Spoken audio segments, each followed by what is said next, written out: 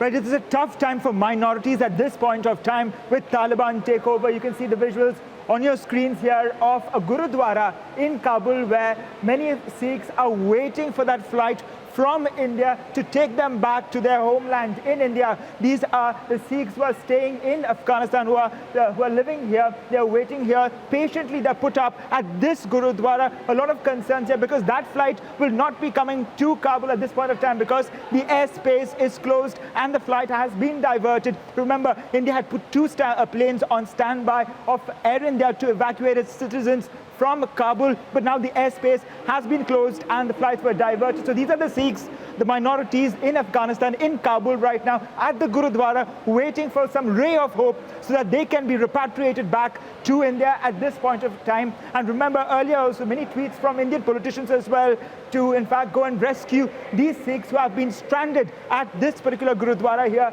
in Kabul. So we're looking at a very tense situation right now in Kabul, a bad time for minorities here with the Taliban takeover. We have to see how the situation pans out. At the Gurudwara, they're waiting patiently. They're sleeping on the floor here. They're waiting for some kind of news so that they can be taken to the airport. They're waiting for some kind of news that they can be put on that flight to India. They're waiting for the flight from India. Remember, right, India did keep those flights on standby. We're looking at a very tense situation right now, and we have to see how the situation pans out. All right, Crispino, thanks very much for that. Captain Bansal is also joining us here on the broadcast. Captain Bansal, good afternoon to you, sir.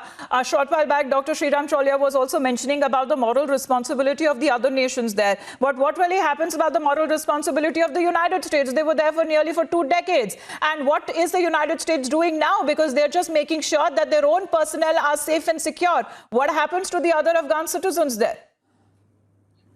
See, this whole saga, this tragic saga is actually complete failure of the United States and its strategy. After 2 decades in Afghanistan, it is leaving Afghanistan in a situation which is worse than probably what they had when they entered into it. So many thousands of Afghans collaborated with Americans who will be targeted after now onwards. Already there are reports emanating from Herat and other cities. The Taliban are moving around with a list looking for those people who they want to target.